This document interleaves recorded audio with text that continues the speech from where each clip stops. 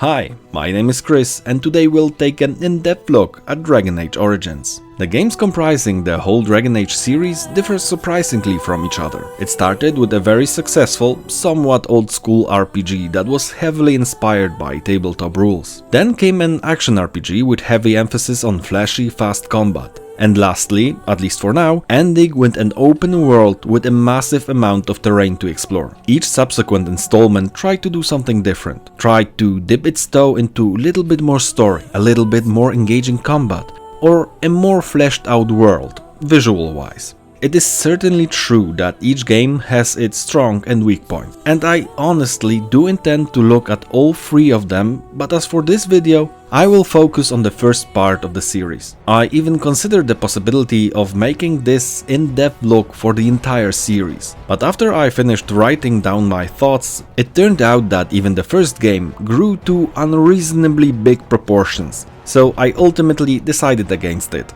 There is quite a lot to talk about. I think it's better to give each game in the series its own video.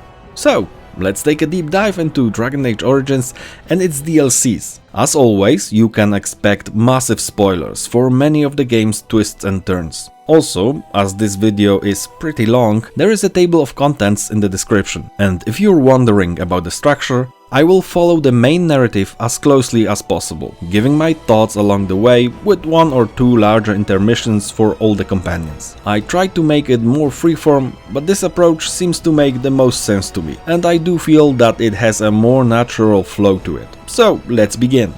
Dragon Age Origins is regarded by many, me included, as the best modern interpretation of old-school RPG sensibilities and mechanics, as well as being the best part of the Dragon Age series. The passion and creativity that went into this title is undeniable, visible the moment you boot the game up. This installment wasn't just a new adventure, but also the start of a whole new proprietary universe for BioWare, with a metric ton of new lore and rules. The burden that this game had to bear from the get-go was tremendous, arguably even more than the first Mass Effect, that ultimately had the same task, but even if compared to that space saga, the amount of information and history in Dragon Age Origins is staggering, especially taking into account how well the rules of this world will be established by the end of the game. The various do and don'ts, what is normal and what is sheer fantasy in this universe. Origins had the momentous task of making the whole structure solid enough so that other games could be built on it, in addition to being an adventure that is fun to play. You see, in other old-school RPGs like Baldur's Gate, Icewind Dale or Neverwinter Nights, the heavy lifting when it comes to the world building was done beforehand, by the tabletop rulebooks and many different novels set in the D&D world. And there was a high expectation at the time that those who would pick up these games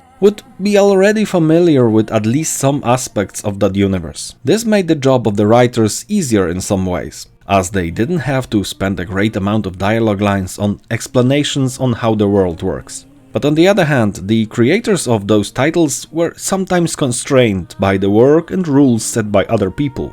The writers of Dragon Age Origins were presented with precisely the opposite problem.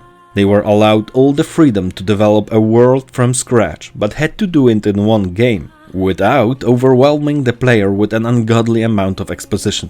And as far as I'm concerned, they did it splendidly. The one thing that had me concerned before I played the game was the amount of exposition that arguably had to be there. You know, that monstrous amount of lore had to be presented in some manner. And I feared, at the time, that it would be way too much, way too often, and implemented with the subtlety of a sledgehammer, thus overwhelming the player. And in a way it was presented as if by a sledgehammer, meaning that it made a lasting impression on me. I was pleasantly surprised that my worries found no basis in the actual game.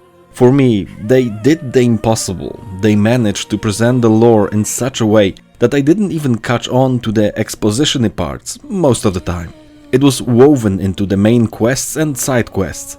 The events unfolding on the screen had me gripped and only as if by accident explained how this world works.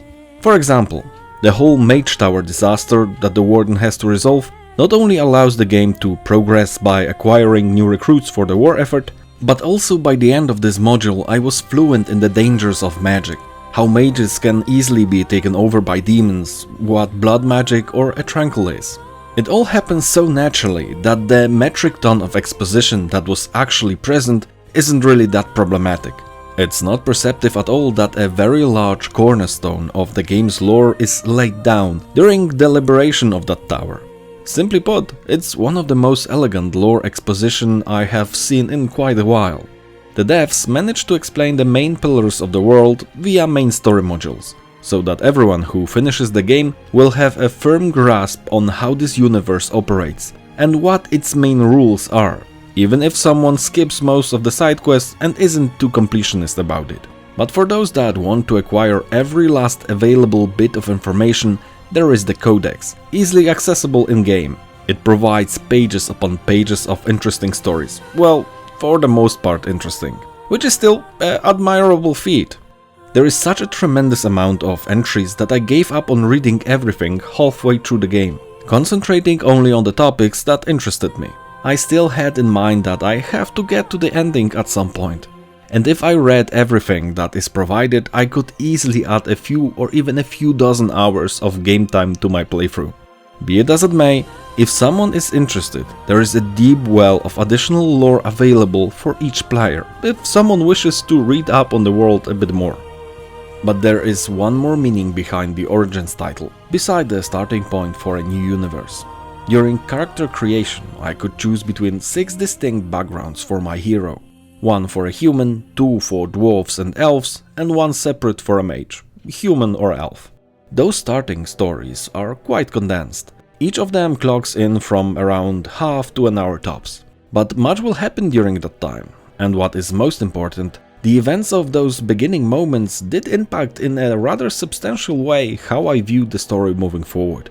All throughout the adventure there are characters that will comment on your background, driving home that this wasn't just meaningless optional fluff at the beginning, giving only an illusion that my origin mattered. For example, I myself like to play mostly as a human or dwarf noble. Well, what can I say? I enjoy the court intrigue, as well as the aesthetics of the starting locations. And for this playthrough I chose a human noble background. And during my adventures there were many instances where people remarked on the fact that they knew me somehow. And when I told them that I am the son of Tern Kusland, most of them changed their tone immediately and started to call me Lord or other titles to that effect. Hell, even during a conversation with Wynne, she was taken aback by this revelation, and during this particular exchange, her demeanor was noticeably different from the moment she realized that she is talking with a member of one of Ferelden's noble families. Not to mention the late game conversation with Earl Rendenhowe, the guy who killed almost all of my Warden's family members. It was so satisfying and cathartic to finally repay him for his treachery and dispense a little bit of much-deserved justice. It was one of the most, if not the most emotionally packed moment in the entire game. A little bit of personal drama that hung over my hero from the very beginning, at last finding resolution very close to the game's end. But what is even more interesting is that these moments bear so much significance only if you play as a human noble. No other origin will have such an emotional investment in this conversation, its actors, and ultimately outcome. Because for any other background, this is just a villain that needs to be dealt with in order to get to the next stage of the journey. Sure, Earl Rendenhowe is a villain and needs to be stopped, but for all apart from the human noble, he isn't much more than that. An obstacle that needs to be removed. And each origin has one of those big-ticket cathartic moments at some point in the adventure, whether be it in the Mage Tower and Redclif, in Orzamar, or in Denerim's many dungeons. The starting point of each character imbues specific events that are common for all paths and come later with additional meaning, making the origin that the player chose even more significant. All these little conversations sprinkled throughout the world, and those bigger events specific to an origin enhance the player's ownership of the character. It really made me feel that I'm actually a human noble and that my path through the game is distinctly different than any other background. Considering that apart from the beginning stages, there aren't any new or additional areas awarded to any origin. Most of the differences lay in the emotional baggage that the character, and I for that matter, accumulated during the brief introduction and the rest of the adventure that it had an impact on. As a side note, there is one other fun thing when it comes to the origin stories. Each character that the player can choose but ultimately will not, will be present in-game, just without the timely intervention of Duncan. This presence will be, well, diseased. But still, it's a fun little touch to know that these characters existed in-game, at least for some time. And seeing as we finally got to the point where Duncan is mentioned, let's take a look at where the real story of this adventure begins and starts to gather momentum. But before we talk about him and the order he belongs to, let's first talk about the place where my hero ended up immediately after being rescued. A place where Dragon Age Origins really begins to gather some steam, the ruins of Ostagar. This whole sequence is the real introduction to this world, taking into account that in this place all origins find their common introduction to the adventure. Here King Cailan with his soldiers will try to stop the Darkspawn horde coming from the south. The moment when these monsters walk on the surface is a blight. It's called that because in a very literal sense that's what it is, a blight upon the face of the earth. You see, these creatures dwell most of the time in deep underground tunnels, waiting and searching for an old dragon god. And when they find one, an archdemon is created and leads them to the surface to lay waste to the land. Darkspawn are basically unthinking monsters. They are specifically commanded somehow by the voice or music that comes to them through the taint flowing in their veins, as well as by the archdemon when one is awakened. It seems that this taint is actually what drives them to search for the ancient dragon to begin with. What that corruption actually is or how it came to be is still unknown, but these are questions that maybe will be answered in the future. The more important thing is that we've got a monstrous race composed of utterly ruthless creatures, hell-bent on destroying or corrupting every living being in their path, that present a formidable but rather uncomplicated opponent when it comes to their goal.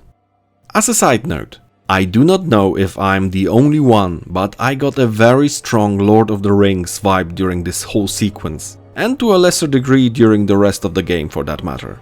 The Battle of Ostagar reminded me strongly of the battle for Helm's Deep, both in the composition of the opposing armies as well as the visuals. To be honest, to me it's the only game that recreated that particular feeling of dread I myself experienced watching the Two Towers in the cinema, but it doesn't feel like a shameless recreation, but rather a well thought out tribute to the Lord of the Rings. With that out of the way, let's get back to the events at hand. The battle itself is beautifully realized, with a substantial intermission for my hero to do something to complement the fighting done by the main force. As the king and his army does battle, I was tasked with lighting the beacon to signal the men of Turn Loghain, Ferelden's most accomplished general, to attack from the flank. First of all, when I fought my way up the tower, I really felt as if I was just a few steps away from the main event. And also allowed the developers to introduce a plot twist. Not an elaborate one, but what can you do? Where Loghain orders his force to retreat, leaving the king for dead, while simultaneously ensuring an easy explanation for why the hero and Alistair could survive such a complete defeat. Because, you see, Loghain's troops are the only ones that got away from the battle unscathed. Everyone else met an ugly end, including King Cailan and Duncan. But now, as I finally mentioned Alistair, it's a good time to talk about the Grey Wardens and their mission. When it comes to the rest of the companions, I will talk about all of them in just a little while, probably after Lothering. As for now, I want to concentrate on the beginning lore and events, so please bear with me on this one. But let's briefly back up a little to the moment where Duncan rescued my character, and more importantly, why. Duncan himself is one of the Grey Wardens, a group of warriors that specializes in killing Darkspawn. The reason why he is present in any given origin story is to recruit someone to that order, to bolster their numbers before the great battle. Alistair, my first permanent companion, is also a warden, and after reaching Ostagar, Duncan bestows upon me my first task, to gather Darkspawn blood and some ancient treaties that are hidden somewhere in the wilds. The treaties will allow to unite Ferelden and gather support for the war effort after the disastrous battle and Loghain's betrayal. But the more pressing and interesting part is the blood retrieval. It turns out that the Grey Wardens are so special and indispensable in the fight against the Blight because they take into themselves a little bit of the Darkspawn taint by drinking their blood. It allows them to get visions of the Archdemon and also sense nearby Darkspawn, which, as a side note, was a little disappointing to me. Not the fact that the Wardens could sense the Darkspawn, but that there wasn't any concrete mechanic associated with it, like being immune to ambushes performed by them or the ability to highlight them on the map. Something that would show the special connection between them and the Grey. As it stands now, the fact that the Wardens can sense the Darkspawn can really only be seen in the opening cutscene, where Duncan fights them off on a cliff. And there are some small boosts in the Warden Keep DLC. Mind you, I'm not saying that this is necessary, but it would be a fun addition, making the fact that you are part of an ancient order a little bit more distinct and special. Honestly, I thought that after the joining, my hero and Alistair would get a whole new perk tree just for themselves. But it is what it is, and maybe I'm the only one that paid any attention to it. Be it as it may, the thing I just mentioned, the joining, is the ritual where a normal human, elf, dwarf, or presumably even Kunari can become a warden after ingesting Darkspawn blood. I mean, can, because the success rate isn't 100%. Some new recruits will die during the procedure, as they do in this case, and the cutscene with the ritual is one of the best in the entire game. You very much feel how much is at stake, and how important it is what you're doing right here. And the moment when Duncan kills Ser Jory, that's another recruit, for having basically second thoughts is a shocking moment that I didn't really expect, making me see Duncan in a different light from that moment on. The amount of care that went into this cutscene alone is tremendous, and it shows how a 3D environment can be used effectively to convey a very emotional scene. After watching a story beat portrayed with so much competency, it made me realize that moving to new game engines was a good choice. Because I feel that no isometric RPG, be it Pillars of Eternity or even Baldur's Gate, couldn't convey the emotions of that moment in such a great way. Just imagine how this part would look in an Infinity Engine game. There would be a dialogue window where Duncan gives his speech. Then the window would disappear and Duncan would walk up to the first recruit. The dialogue window would open up again, and after the gargles of the dying recruit were presented, the window would close again, after which the recruit would promptly fall over. Next, there would be again an exchange between Jory and Duncan, after which they would stand beside each other, swinging and missing for a spell. Then Jory would fall dead, and the last conversation with my character would be initiated. Yeah, I mean, it wouldn't have anything like the emotional charge as the 3D scene that actually is present in Origins. And this is the high standard that the game holds for almost its entire run. Sure, there are some weaker moments, but most of them are at least good. After the joining is done, it's finally time for the great battle that I already described. Then the tower with the beacon is stormed by Darkspawn, and I and Alistair are riddled with arrows, and wake up a while later in the hut of Morrigan's mother. Yeah, I somewhat forgot to mention Morrigan. She is a witch of the wild. She and her mother live somewhere in these parts. They are apparently the only reason that the Grey Warden treaties didn't turn into dust a long time ago. Be it as it may, Morrigan's mother gave me the documents when I was carving my way through the forest, searching for them. And now she saved me and Alistair from certain death atop the tower. And yes, I will talk about Morrigan in just a little bit. After the battle was over and the two last Grey Wardens were miraculously saved from a rather grim fate, Morrigan joins my party, and then it's north to Lothering, a small village that is in fact only the last stop before the whole map opens up for exploration. But there are two crucial events that can happen here. The first is the obvious one. I could recruit two new party members, Leliana, a sister with the Chantry at the moment, and Stan, a Kunari warrior. The latter one is held in a cage, and I do not only have to get the key to his prison, but also convince him if I want his help. He as well as his race are quite interesting, but more about that in a little bit after I leave Lothering.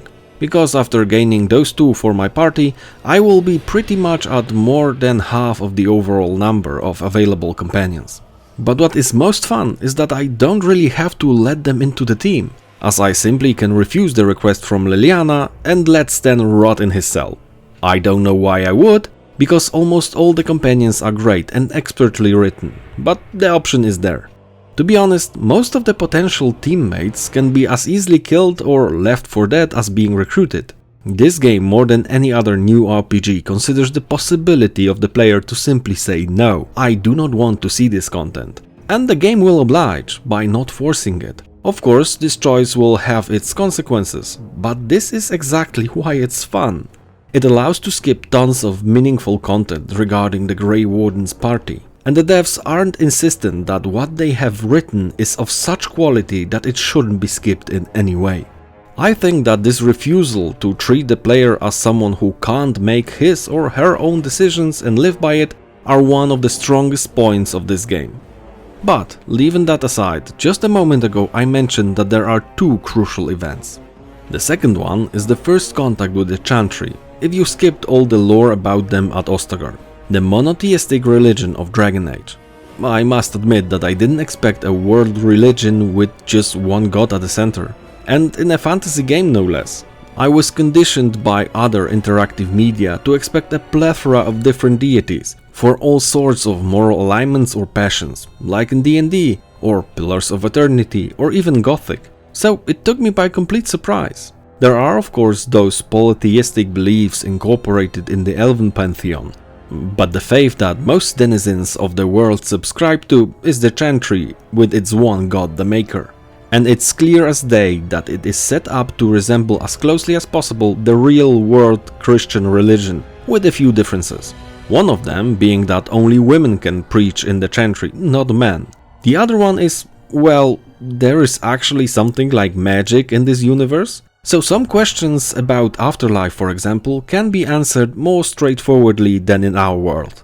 I must admit that this choice to build Dragon Age's belief system to resemble so closely real Catholicism was a great one, especially for me as I myself was raised and still am Catholic. So this portrayal speaks to me on a very basic, fundamental level, and allows to explore such a religion with a fantasy frame, which is fascinating to me. Although there is one notable difference: the Maker is an absentee god. And someone could say that the real-world god is also, but that is not the point. In the Chantry's own beliefs, the Maker turned away from its creation, doesn't answer prayers or help in any way his worshippers. And exactly this is in stark contrast to Christian beliefs, where it is a given that God not only is interested in everyone individually, but answers prayers in his own way. And whether you believe it or not, it's just a distinction I wanted to make. That the main religion of Dragon Age is more deistic than anything else, believing that the Maker created everything and then essentially left his creation to its own devices.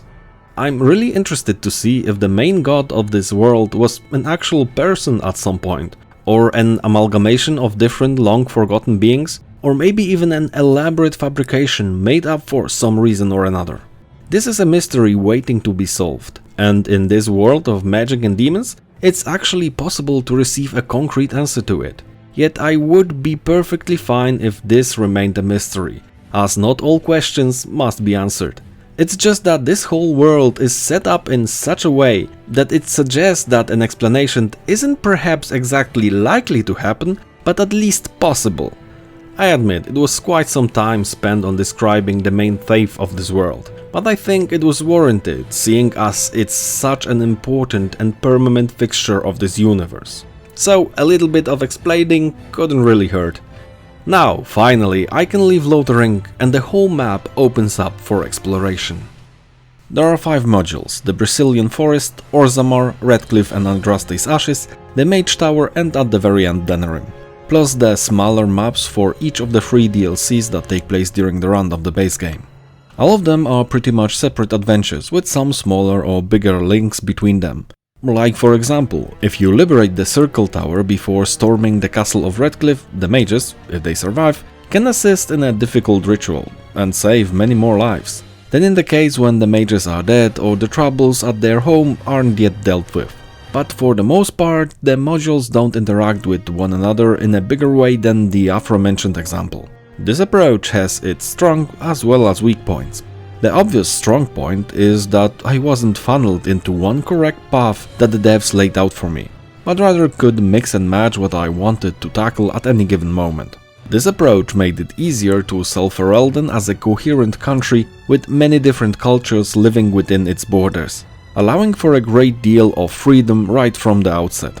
But it has a pretty hard to overlook downside in the long run. You may not notice it after 1 or 2 modules are behind you, but you will eventually notice it. When I reached a new area, there was not only the big ticket quest of asking for help in the war, but also a myriad of smaller side activities that could be taken on. And for some people, well, to tell the truth, for a great many people, including me, this caused a rapidly falling enthusiasm for the game. The realization that I would have to address many new regional concerns that for the most part are somewhat separate from what I am trying to accomplish. This at one point really drained my energy for a second. That is the downside of this modular approach to storytelling. But to be completely honest, this slump lasted only for a minute or two. When I started to dig deeper in any new area, I was very rapidly drawn back into the world and its clever writing. The one prerequisite in these cases was that I had to push myself once or twice to start talking to the side characters in the new region to get the things rolling again. After that, it was smooth sailing.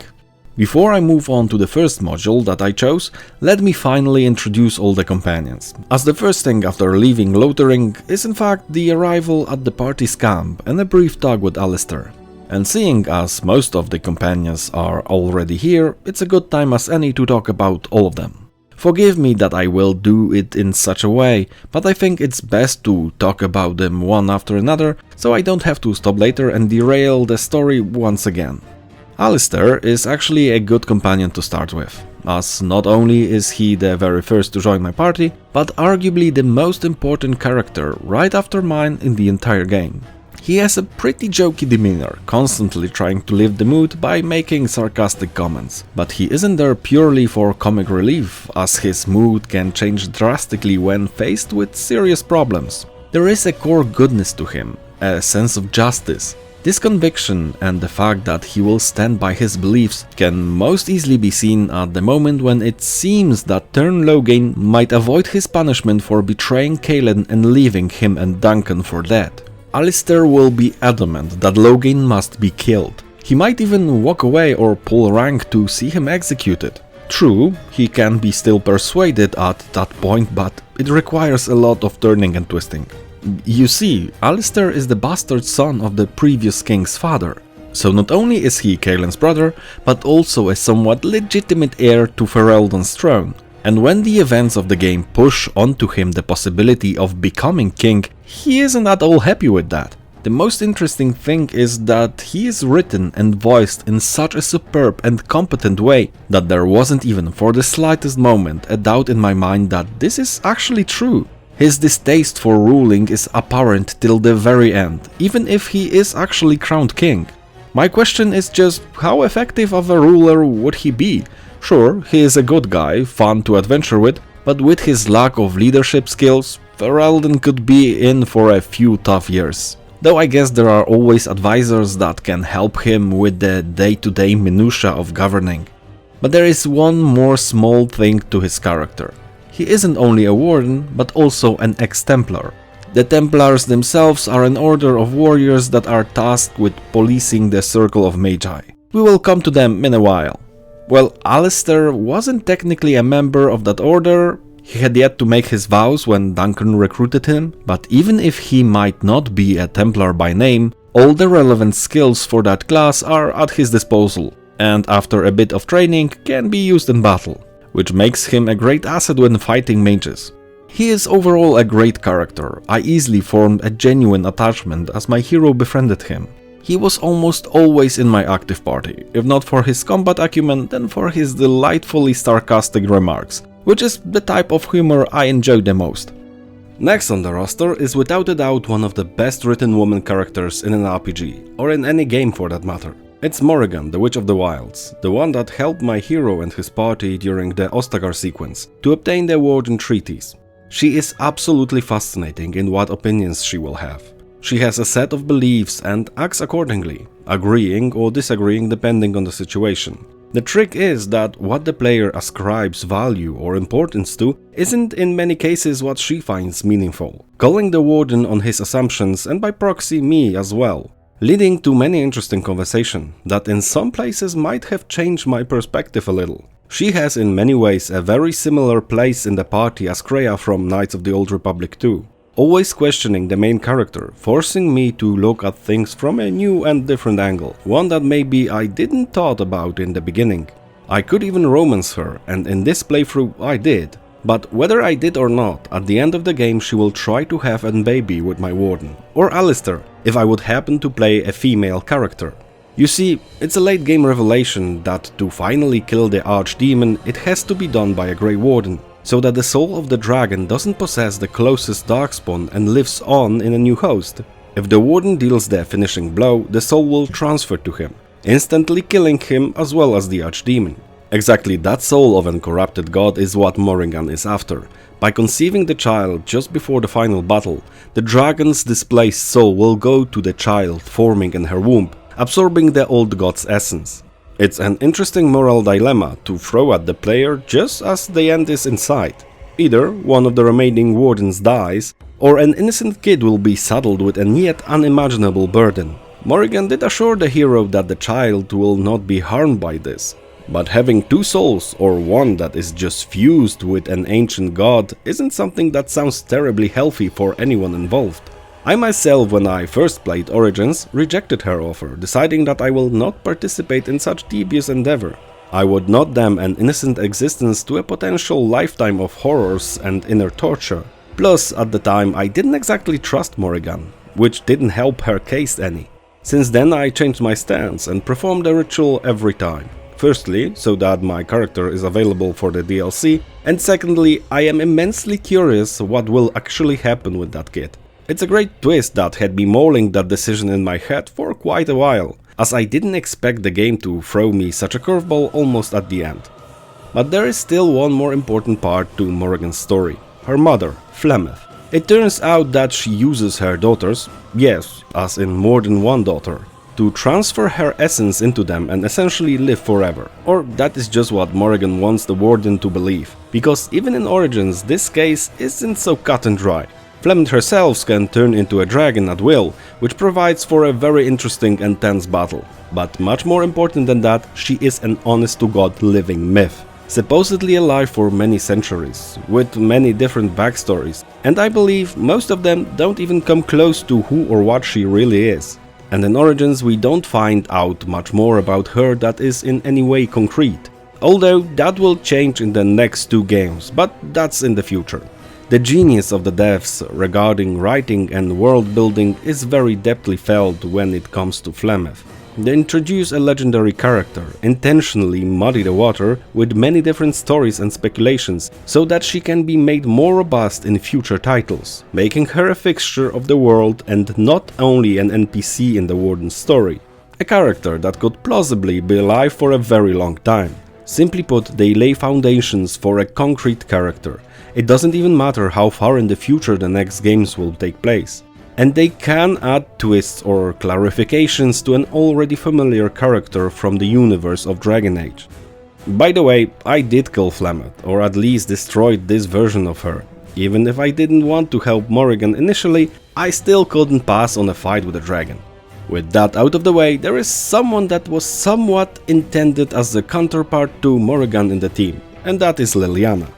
She's a sister with the Chantry at the time of our meeting in Lothering. Her demeanor is very sweet and calm, plus she claims that the Maker himself ordered her to join the Warden and stop the Blight, which is a little bit odd. As I explained, their god doesn't really speak to his worshippers, as it is official Chantry dogma that the Maker turned his back on his creation. So Leliana is in open opposition to her belief's core tenets, and in a rather smart move it isn't really explained if she had a legitimate vision or if it was just a ploy by her to get in the Warden's good graces and remain close to him. You see, she isn't only a sister with the Chantry. In fact, that position is a very recent one, and even to some extent incidental. In fact, she is, by her own admission, an Orlesian bard, and proficient spy and assassin. Don't get me wrong, during the entire game Leliana was nothing but helpful, but there always remained this core suspicion that she might be holding something back from the player. In her own piece of DLC, that I will talk about later, I saw a very different side to her, a side that wasn't really put on display in the main campaign. But be it as it may, her good nature seems to be the real deal, as she charmed me in an instant. Her devotion to stop the Blight and bring hope to the land seems to be absolutely steadfast and genuine. And that's just it. It may have been just her past training that allowed her to take the optimal path of befriending the hero, even if she used it subconsciously. She herself even suspects as much. What if the good deeds that she did or now tries to do are only a reaction to her old life, trying to distance herself from it to the greatest possible degree? If I would encourage her to embrace her past more ruthless self, she will, and this decision will result in a far less upbeat and idealistic Leliana. But I for one wasn't about to sit idly by and watch her plunge back into the life that she left with such difficulty. My hero inspired her to pursue the path that she has now chosen, one of compassion and hope, trying to help every way she could. I think this version of her character works and suits her best. She is also present in both Dragon Age 2 and Dragon Age Inquisition, so we will be getting more of her in the future. Suffice to say that the version of Leliana present in Origins seems to be the odd one out, far more optimistic than the later titles, but let's leave that aside as it's still in the future. So, let's now talk about Sten, the guy that I freed in Lothering. He is a very stoic but rather peculiar character, and a member of a new race specific to Dragon Age, the Qunari. Although he and his kin are not yet fully realized at this point in the series, especially in the visual department. When it comes to the lore, it's not so much underdeveloped as not explored to a greater extent, which will happen in later games, so I will not dwell on it here.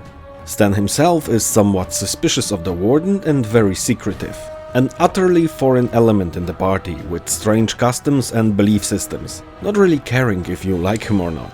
The one thing he values the most is adherence to the role society has hoisted on oneself, like the mantle of the Grey Warden upon the hero, or indeed the title of Sten upon himself. You see, Sten isn't really his name, but rather the position or job he holds among the Qunari.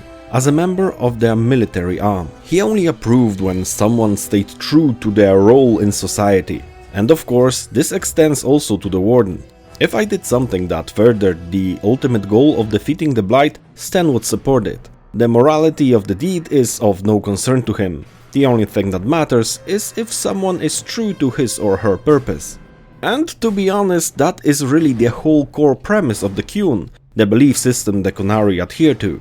They have a strict view on what any given member should do. He or she is assigned a task that in theory best suits their abilities, and fulfillment can only be found by being true to one's place in the greater structure of the Qun.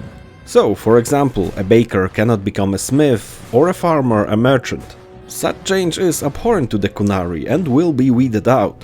Sten himself is almost a textbook representative of his race, believing in the Qun with every fiber of his being.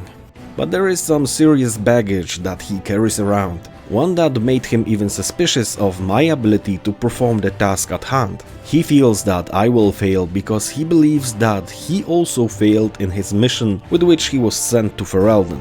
The Arishok, the Qunari military leader, sent Sten here to find out what the Blight really was. But he and his team were ambushed and killed to a man, except for him, as he woke up and saw that his sword was missing. And you must know that to a Sten, his sword is for all intents and purposes his soul. It's even called so in their language. So he proceeded to massacre the whole family that found him. And to make matters worse, it wasn't really blind rage, but lashing out over his own failure. I must admit that when I heard it for the first time, I thought to myself, there must be an explanation for this. He was probably wrongly accused or framed somehow. I don't know why, but the thought that a member of my party would do such a heinous act somehow didn't really compute. Maybe because so many games conditioned me to believe that there is almost always an explanation for my party's perceived evil deeds, or at least some mitigating circumstances. As time went on, with every new piece of evidence discovered, I had to come to grips with the reality that I in fact had a cold-blooded killer in my party. That massacred the whole family even though he knew full well they were innocent while he murdered them. Although he did retain parts of his honor by allowing himself to be captured and sentenced to death. He didn't resist, as he understood that what he did was on a very fundamental level, an act of pure evil and brutality.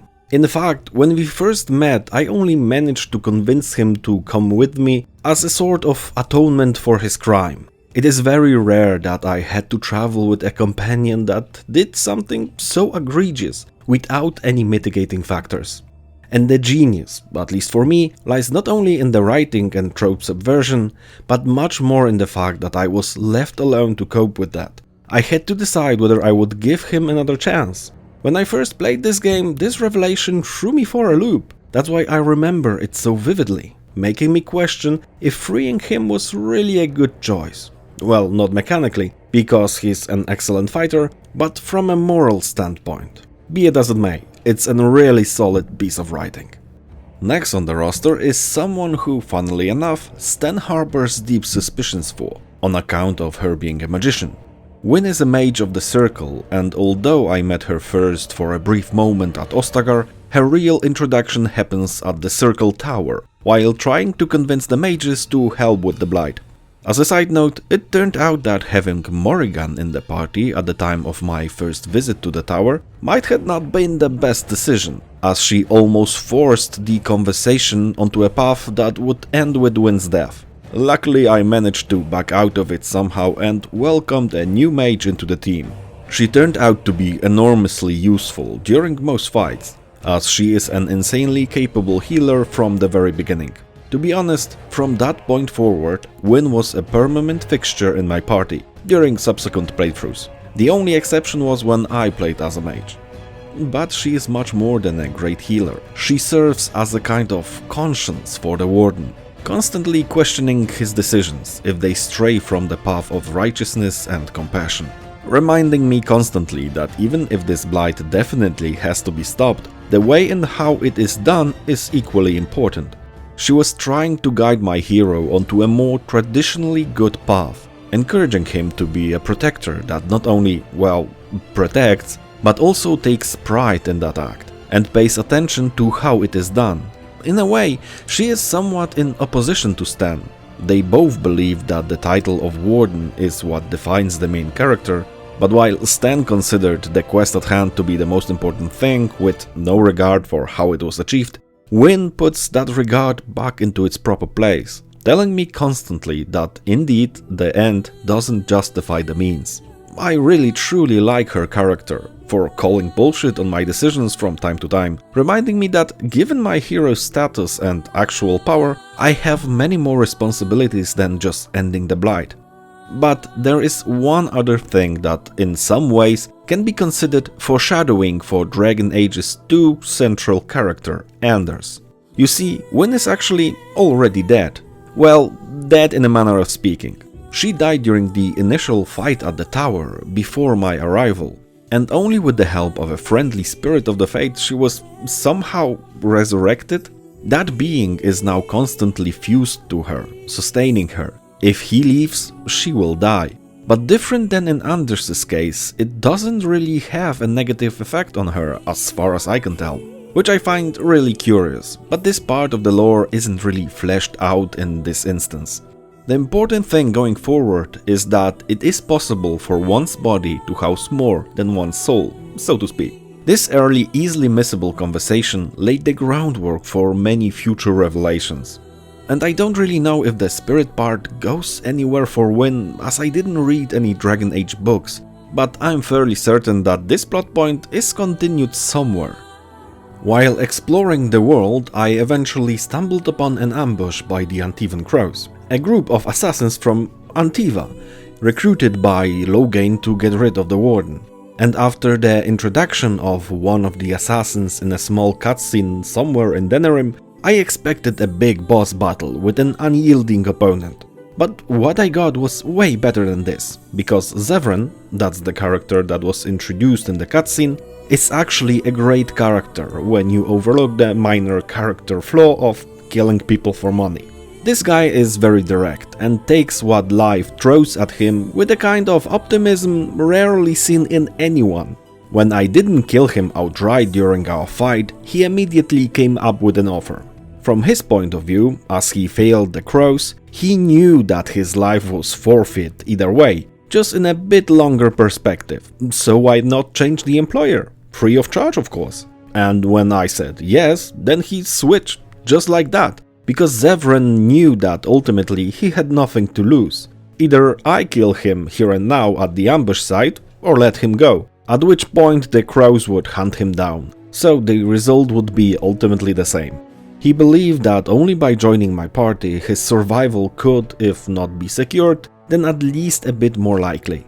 The thing is, I had real misgivings about having him in my team at first. You know, he already set a precedent of switching masters with relative ease, and that didn't inspire confidence. Ultimately though, when I got to know him a bit better, it turned out that joining the Warden wasn't just the only option for his survival, but also a prime opportunity to leave the Uneven Crows. As it is an organization that no one can really quit and live to talk about it. Zevran described it as a gilded cage. He was given a great many things, but the ability to decide for himself wasn't among them. Being able to forge his independent destiny was out of his reach, until he met the Warden. All in all, he is a great addition to the team. Infectiously optimistic and upbeat about almost anything. Why worry about what might happen if it didn't yet happen, right? The thing is, his problems with the crows will come around to haunt him in Denerim. One of his old buddies will try to kill him, but with the hero's help this issue will be swiftly resolved for the time being. Because I don't think that this was the last guy sent after Zevran. As he said, the Uneven Crows don't forget easily, or perhaps ever. But when it comes to him, there is one other rather big part to his character. Zevran is bisexual, and after a short time spent adventuring together, he will let you know. More importantly, it's not played as a big deal. He just asks, and when I told him that that's not my cup of tea, he moved on and didn't mention it again. And I feel that this right here is the best way to approach the matter of one's sexuality. By first making an interesting character and then at some point revealing how he feels about that. Making orientation just a part and not the whole of his character. If any writer wants to persuade people to treat someone with respect, that is the easiest way. To make the player like a character and then reveal such a thing, whatever it may be. Because, as I see it, respect must be earned, not demanded. To be honest, I don't even know that many people care either way. But it's much easier to sell someone on the idea of a different sexuality when it is done with someone like Zevran. And great character to begin with that happens to be bisexual. It's just a part of him, treated normally, without any great exaggeration, and it will be accepted. I believe that Zevran made many more people open to that particular idea than many other sermonizing characters or lectures. So now that I have an elf in the party, to keep the cosmic balance I have to recruit a dwarf. If I don't do it, I feel that Ferelden would disappear into nothingness due to such incongruity. Luckily, there is one. When it comes to Ogren, I ran into him during the Orzamar part of the game, while searching for his old lover Branka. And to be honest, this is the one and only party member that I didn't really care much about.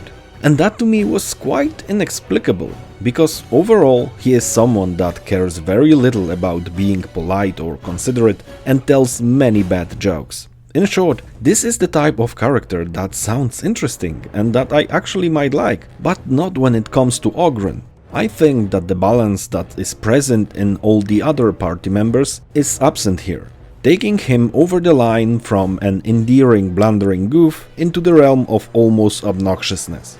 It's not like he is actually that unlikable, but adventuring with him is often irritating, at least for me it was. And I can't really put my finger on as to why that exactly is. The only explanation I came up with is that his jokes and general don't give a damn attitude was present during conversations one too many times. In moments that didn't really warrant such an approach, but still. But at least I must say that he stayed true to his character the whole time. I think that in contrast to the rest of the companions, he is more of a one-note character. Like his whole being is what you see on the surface with almost no twists to it. As such, he stands out in the Warden's party, full to the bursting with interesting and nuanced characters. There was an attempt by the devs to try and give him some character development, in the form of an old flame now living on the surface. But even through that whole quest, as well as the Deep Road segment, I got the feeling that Oghren wouldn't really change, no matter what happened, even if the ending slides tried to tell me otherwise. I still didn't buy that he would change his ways. He is just Oghren, and that's all he is, a drunkard with an affinity for exaggerated bowel movements. And maybe he appears weak as a companion only due to how solid the rest of them are. And speaking of solid, there is one companion that is solid in the most concrete of ways.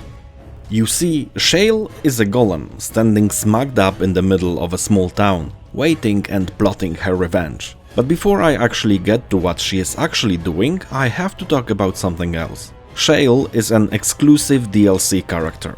Today it isn't really a big deal because you can simply buy the whole game with these little expansions as basically the standard release, but that wasn't true on launch day. And hiding such an important part of the Dragon Age Origins experience behind the paywall is a very difficult thing to justify. This DLC, as well as the return to Ostagar one, does make the impression that it was cut from the game, just to earn a few more dollars after launch. And BioWare would do this exact same thing in the future, seemingly cut out important story beats from the main game to be sold separately, to anyone who wishes to have a complete experience. The most egregious offender being Javik from Mass Effect 3, that one was even more infuriating. It's hard to see decisions such as these as more than just a cynical cash grab, and even now I will still treat it as such. There is a major main story revelation in the Deep Roads that Shale expands drastically, plus she also opens up a whole new tike. I guess my point is that this should simply be in the vanilla game, no two ways about it. So now that I have that out of my system, let's talk a bit about Shale. She is at first just an unmoving statue in the middle of a town, and only by slaying some Darkspawn, a few demons and solving a simple puzzle can she be recruited. And this is something you will want to do, because she is a phenomenal addition to the party, as she sees most living things as squishy and not that durable, which is understandable, coming from basically a big pile of animated rocks. But she also has a great sense of humor, and I guarantee that during her dialogues, especially with other party members, you will burst out laughing more often than not. Shale also seems to hold somewhat contradicting views on her current state as a golem. On one hand, resenting being what she is, on the other, relishing in the destruction she can cause. There is even an explanation as to why Shale is visibly different than the other golems. You see, she is smaller in stature, and when she stood beside the golem while I was exploring the Deep Roads, this fact became immediately apparent. As she was too big to fit indoors, her former master decided that she was to be chiseled to a size that can fit in most doorways. And probably redesigning the whole game to accommodate her would be way too expensive, and wouldn't make much sense. Oh, and one more thing. A while back I said that she plotted her revenge, but it isn't something flashily important, although definitely understandable.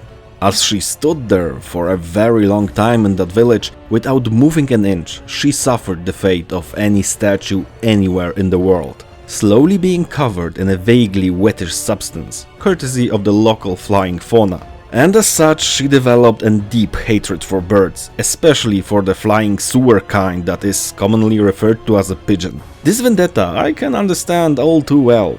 Well, I'm not a statue, but I do possess a car. Be it as it may, Shale is a phenomenal character, with deep connections to the world's lore and a very strong fighter to boot. A companion that should simply be in the base game from the start. So locking her behind a paywall is simply bullshit. That's way more infuriating than any Oblivion Horse Armor DLC, that at least wasn't crucial to the game's plot. But there is one party member that is in the game from the beginning, but most players won't very likely let him join. I'm of course talking about Tern Logain, Yes, the same one that betrayed the king, his friend's son, at the beginning of the game at Ostagar, leaving him for dead. After the Landsmeet was done and I bested him in combat, the possibility arose to recruit him as a Grey Warden and put him through the joining, which to me was an excellent idea, and I will tell you why in a moment. But as I attempted to let him become a Warden, Alistair objected quite fiercely and basically said it was either him or Loghain. So to my dismay, one of Ferelden's greatest war heroes had to die, as I wasn't losing Alistair over that matter. But back to why I thought that recruiting him was a good idea, before emotions got the better of my first companion. As I see it, Loghain was not only a great warrior to add to the party, but much more a brilliant tactician and leader that the kingdom sorely lacks and that would be needed in the days to come, as there was an entire army of Darkspawn to defeat. And to my knowledge, there wasn't anyone else in the kingdom with his expertise in commanding an army and preparing battle plans.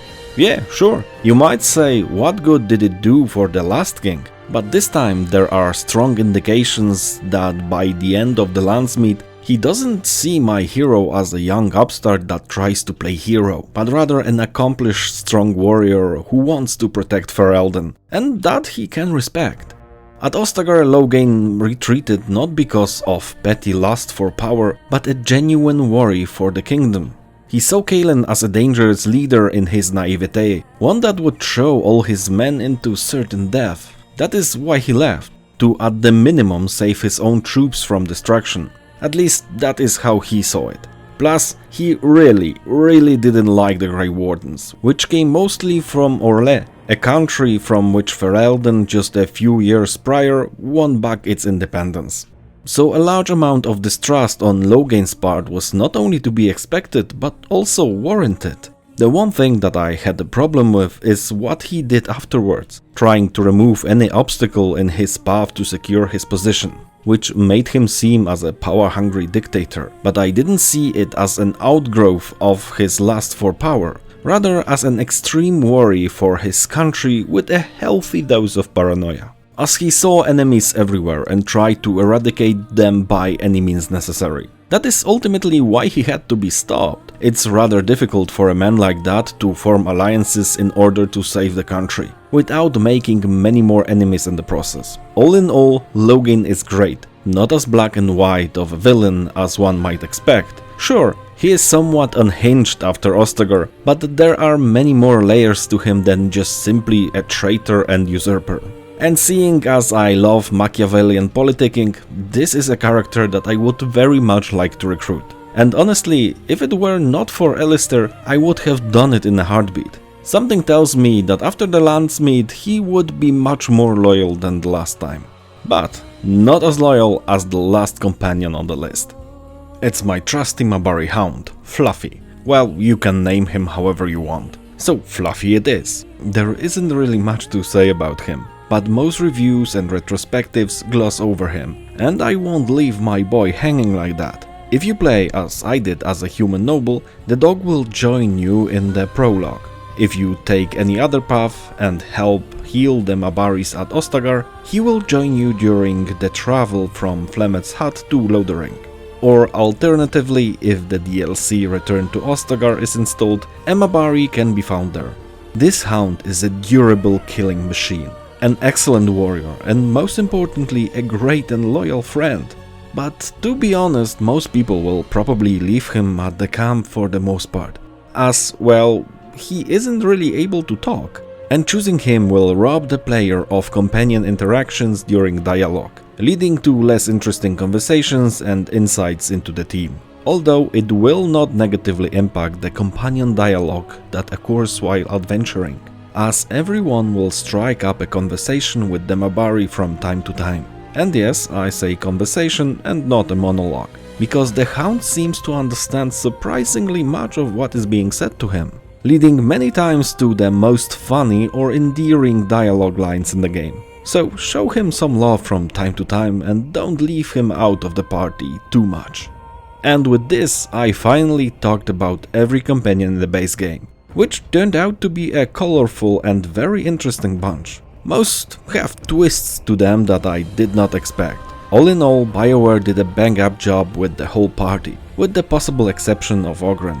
So now I can go forward and try to secure some help to fight the Blight. To do that, as in all of my playthroughs, I go to the tower located on Lake Kalonat, where the mages reside.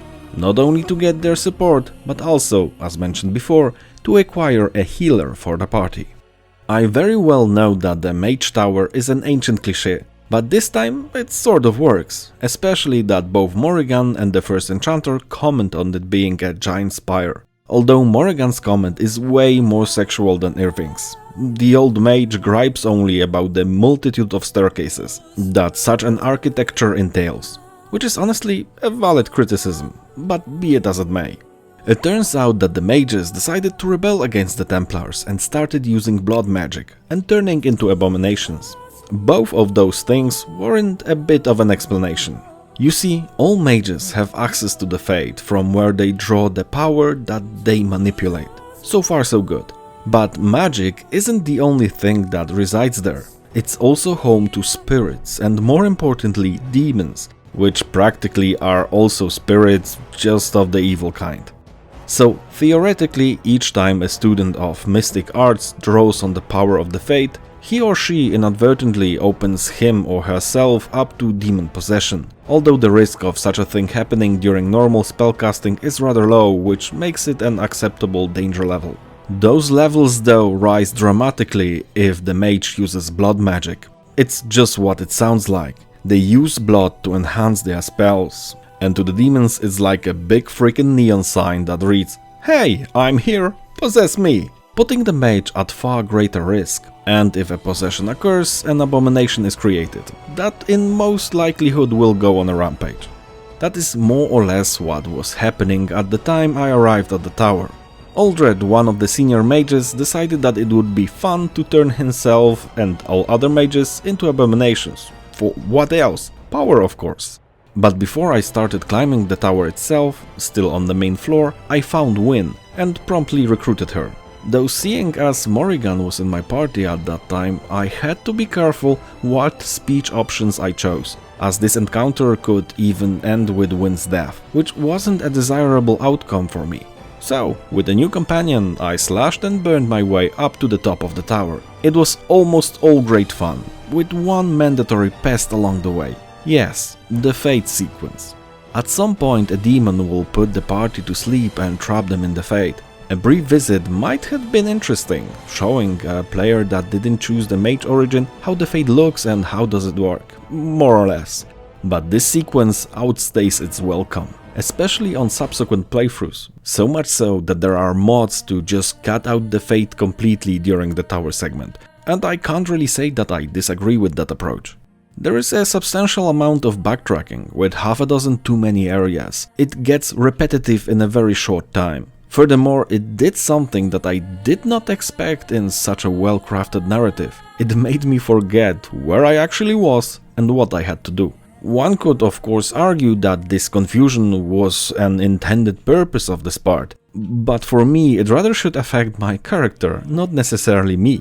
At any rate, it ripped me right out of the current mission and presented me with a side story that seemed to be placed here for no other reason than just to pad out the game time. Honestly, after I left the Fate I was somewhat confused for a second or two, as to where I was and what I was supposed to be doing. Don't get me wrong, as I said, a short excursion to the Fate could and probably would be fun, if it firstly was more tied to the main story and secondly, well, if it actually was, short. The decision by the devs to include such a long detached Fate sequence is baffling to me, but it doesn't detract too much from the overall experience. And after I broke free, I could finally kill Aldred and recruit the mages for the fight. One point on Aldred though, it was a tiny bit disappointing that they didn't change his appearance in his demon form to distinguish him from other Pride demons. It would be fun to see a visual difference, but that is a very minor gripe, as I suppose that is just how Pride demons look, and that's that. While I'm here, it's interesting to mention that most demons take after their Catholic cardinal sins, sloth, desire, or the already mentioned pride. The devs used another familiar concept from the real world to build a bridge in the player's mind and bring him or her closer to the world of Dragon Age, blending something that is probably already known with a fantasy world and giving it a very concrete, tangible form. To me, the most interesting category of demons are the desire demons, and not because of their looks. Well, not only because of that, but much more because of how they tempt mortals. It would be easy and somewhat understandable, given how sexual they are portrayed, to expect that they use man's basic urges to control them. But in this game, BioWare went to great lengths to show that desire isn't strictly only sexual. It's most commonly associated with sex, that much is true, but that isn't the only desire a human can experience. For example, in the tower there is a Templar that is under the control of a desire demon, and the thing she used to gain influence over him was his want for a family, a good home with a wife and kids, something that for one reason or another I believe he did not have. It just goes to show you that there can be great many hidden desires in a human's heart, ones that run deep and in this case can be exploited by cunning demons. I love it that the devs decided to show that desire isn't strictly relegated to the realm of sexuality, but also other areas of one's life that isn't commonly perceived as lustful or sinful, and that every little bit of it can be used to try and corrupt someone. But let's get back to the Mage Tower. There is another option of how to solve that conflict. Rather than killing Uldred and freeing the first enchanter, I could just as well decide that all mages are dangerous and probably already possessed, so kill them all. In such a case, the Templars would be the ones that aid me in the final battle. But seeing as I am not a blood-hungry sociopathic killer, I chose the first outcome and went merrily on my way, to soothe my mind after the horrors of the tower and look at some greenery and trees. In short, I went to the Dalish camp in the Brecilian forest. The Dalish elves are the only elves in Ferelden that can be considered really free, being a nomadish culture moving from place to place. And while the other elves that live in cities aren't actually slaves, they are certainly treated as second-class citizens, relegated to a slum-like district called the Alienage. But that will come up shortly when I reach Denerim, then I will speak a bit more about city elves and their struggles. For now, let's concentrate on the Dalish, the forest, and what the main plot here is. Well, you actually know what the main plot here is. Recruit the Dalish to fight the Darkspawn. But as always, there is a main regional plot to solve in order to get that support. And in this case, it's to put an end to the werewolf attacks on the camp. Werewolves. It isn't actually something I expected, but I'm still open to it. Let's see where it leads. Well, apart from it leading deeper into the forest. I freely admit that this section of the whole game is my least favorite one, not because it's badly written or poorly realized, but just because of my personal preference, and maybe a little bit because there is comparatively very little that is revealed about the world in this module, apart from the introduction to the Dalish nomadic ways and a small glimpse into the ancient elf culture. But as I said, it's just me, because the Brecilian forest and the ruins hidden within are still a ton of fun to explore.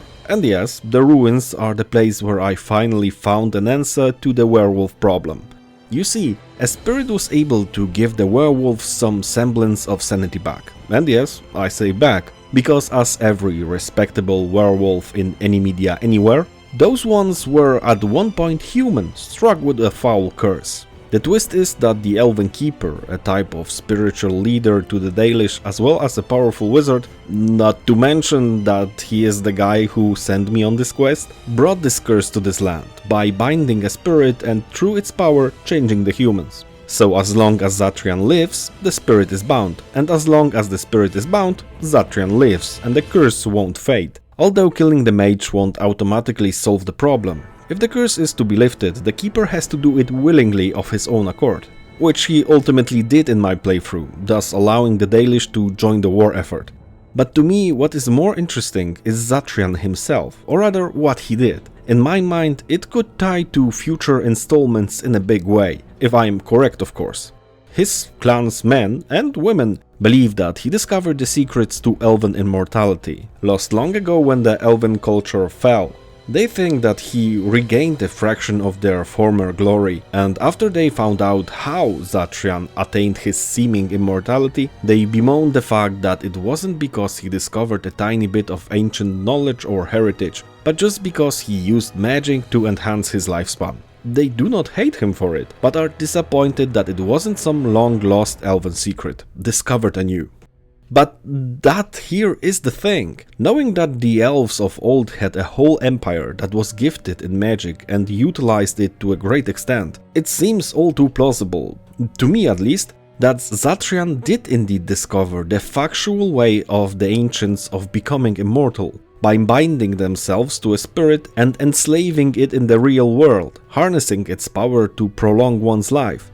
It seems cruel, even if done to a spirit of the fate. But if true, this small plot point shows more about the lost culture of the elves than the Dalish themselves would probably want to know. It gives us a glimpse into what the old empire really was, or at least could be. And the picture painted from this information isn't a pretty one, suggesting that the elves were as cruel as any other empire in this world, with too much power and no one to tell them enough is enough. Maybe it's just me, but I'm very curious if my speculations about the elves' immortality is correct, and where this will ultimately lead. But there are two more things I wanted to mention while I am in the Brecilian forest. The first one is Elfroot, or rather the Elfroot vendor. You see, the ability to be able to acquire basically unlimited amounts of the plant is paramount, as it is the basic ingredient for all health potions, and if I had to run around the forest or some other location to pick it up one by one, I would lose my shit immediately after the first pickup. The crafting system itself is rather simple, and the things that can be made are more on the support side. So there are potions, traps, poisons and various balms to give elemental protection. To put it simply, that system is great for crafting mana and health potions, and all the rest will be completely disregarded by most players. At the very least, it was disregarded by me. Now onto the next thing that comes to my mind every time I come to the Brecilian forest, and that is something I will gripe about, so just a heads up. While exploring this location, there is a splendid set of heavy armor to be found. It has decent stats and looks quite nice. I always hunt for it, as it is one of my favorites. But time and time again it reminds me of one thing: the lack of different armor and weapon designs through the entire game. Don't get me wrong, there are some unique designs out there, but it is not enough for a game that big. At least for me it isn't. You may have some luck if you prefer the heaviest types of protective equipment, as there is a fairly decent amount of reskinned versions of the basic heavy armor design. And by that I mean noticeably different, not just a slight color swap. There is the already mentioned acquired in the Brecilian forest Moloch armor, or the one worn by King Kalen, that can be found in the Return to Ostagar DLC. But even then there are only a handful of sets that sport a different basic look. And if you go one step below to the medium and especially light varieties, you are shit out of luck. You, as well as I, will probably be running in the same basic armor for the entire game, from time to time only changing the armor stint a little. At least wearing the light armor you can feel like a real Scotsman, running around in a freaking kilt the entire game. Not that I have anything against kilts, Scots look badass wearing them. But in my fantasy game I would like to wear something unique from time to time, even if I make the unfortunate mistake of using light or medium armor. They will of course differ in the stats department, but not so much when it comes to looks. It's something that bugged me for a very long time, and it still does. I know that I can use mods to remedy this situation somewhat, but when it comes to the base game, the variety of different and unique armor sets and weapons is simply lacking. Almost every equipment piece you find will just change the material from which it is made, depending on your level, the merchant you buy it from, or the loot drop. Admittedly, there is an impressive amount of those materials, beginning with dark brown and ending with shiny silver, but most of what it boils down to is a simple color and stat swap. It's boring going through a 60-hour game in basically the same armor set and weapon loadout. I know that this isn't what Dragon Age focuses on, but still, it's something that could be improved upon, which I would welcome very much. But as I mentioned that the equipment found or bought scales to the player, let's talk about the leveling system for a bit. And I mean a bit, because there isn't much to talk about. It's a very simple affair. Every level you get 3 points to distribute to your hero's stats. Then there is a talent point that can be invested in different active or passive abilities, and from time to time you will also get a point to improve one of your skills. It's simple and gets the job done, but the abilities for the most part aren't that impressive. There are of course some that change how you play in a substantial way, or at least makes your hero visibly better, like the ability to never be knocked down or the rogue's ability to backstab an enemy as long as he is stunned. But the vast majority of them are just some special attacks that may or may not deal a greater amount of damage. But honestly, seeing that it is how most games approach this topic, I won't fault Dragon Age for being designed that way. It's important to mention though that this doesn't apply to mages, as most of their abilities are also spells. Leveling a practitioner of magic arts can be, and actually is, quite fun. Discovering new spells and how they may interact with each other is a huge draw and encourages experimentation. With this in mind, the remaining two classes feel rather uninteresting. To be honest, I sometimes question why they even bothered making the warrior and rogue separate classes. I know that the rogue is traditionally the one that spots and disarms traps or open locks, and all that is still here, but the fighting skills are basically the same between those two. The real difference is in the special classes that can be unlocked during play, but they somehow feel a bit limited, and for me don't distinguish the rogue from the warrior in major ways. With all that said, it's not that the leveling system is a major detriment to the game. It's just something that happens in the background from time to time without the need for the player to be that invested in the character's leveling. So, let's get on with our journey once again and get to the second half of the game by waltzing right into Orzamar. And I don't care what anybody says, this part right here in the underground city and hallways of the fallen Dwarven Empire is my absolute favorite part of the game. Surprisingly, not because I like dungeon crawling that much, but due to this place's history and secrets. Each square foot of Orzamar and the deep roads are dripping with atmosphere, and the fact that there are political machinations afoot is just another plus. For me, of course, cause I love this stuff. It's an empire that survived their own downfall. In contrast to the elves, the dwarves held on to what is left of their former glory. You see, many centuries ago, it were the deep roads that were first hit by the Darkspawn. Over time they overran most of the underground cities, dikes and pathways connecting them, stripping a mighty civilization bit by bit of its holdings and knowledge, until only 2 cities remained firmly in the hand of the Dwarven people, and one of those cities is Orzamar. The thing is that the citizens of these places don't fear the Blight as much, because either way their every waking hour is plagued with the fight against the Darkspawn, an unending struggle with an enemy that can't be reasoned with. Paradoxically, the Blight is the only time that the deep roads become somewhat safer, due to many of those creatures being now topside to spread death and misery on the surface for a change.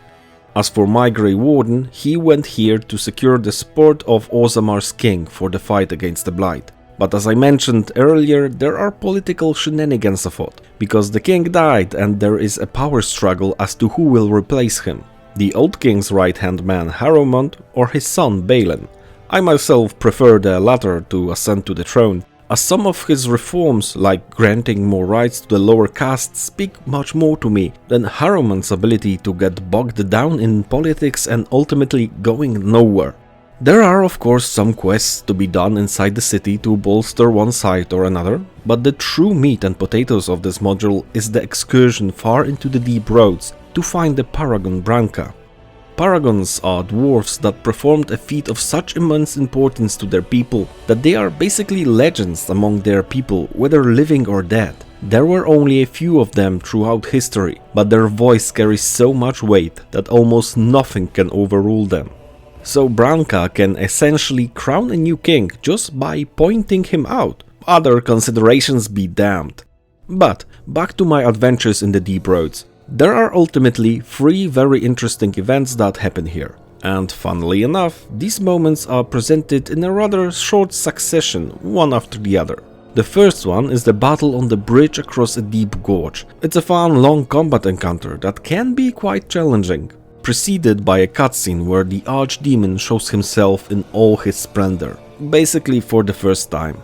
The walk across that bridge, with the giant doors on the other side getting bigger and bigger as I got closer, is one of my favorite visuals in all of Dragon Age Origins. That looming gate filled me with an impending sense of dread, and I can't really explain why. This whole part right here, and especially that cutscene before, reminded me of that one scene from The Lord of the Rings, where Frodo, Sam and Gollum were near Minas Morgul, when the Nazgul on the fell beast appeared and the orcs started marching out of the gate. Both sequences have a very similar feel to them, but hey, maybe it's just me. And secondly, this place is where the Legion of the Dead is properly introduced, and very interesting part of the dwarven culture. You see, if a dwarf screws up royally, is sentenced to death, wants all debts to be forgiven, or for any other reason really, he or she can choose to dedicate him or herself to the Legion. They will be given a fancy funeral and be sent off to join the ranks of this elite outfit. From that moment on, they are dead in the eyes of the dwarven society. It's true, they get to live, but their life is the Legion's now, and they are sworn to die fighting the Darkspawn. The interesting thing is that those that join don't even think about running, for the most part. They see it as their last best hope of regaining their honor. Or maybe it's the only place they were treated as equals. And besides, they probably forge most of their interesting friendships inside this unit. You know, the lasting kind. They will no doubt die someday, killed by a Darkspawn, but most likely surrounded by genuine comrades that really cared for them. Plus, they also have my absolute favorite armor in the entire game. It's just a pity that on a human or elf it looks like it was made out of rubber stretched to its absolute limits. The second moment is the encounter with the Broodmother. This monster is absolutely unique, both when it comes to design and lore, at least until the Golems of Amgarrak. This creature looks horrific, especially when you know how they are created. Living women are captured, force-fed darkspawn tissue and violated. The game itself isn't really clear what they mean by that, but it's easy to guess. Suffice to say, it's nothing good. Eventually they develop cannibalistic urges and mutate excessively, to finally become a broodmother. And then they birth more darkspawn. What is also interesting is that what type of darkspawn will be born is based on the race of the broodmother before the turn. So a dwarven broodmother will spawn Genlock, a human one Hurlocks, and so on. To be honest, when I finally got to this encounter, I couldn't believe my eyes. The devs managed to genuinely creep me out, and not in a cheap way like, let's just throw something together and not worry about the when or how.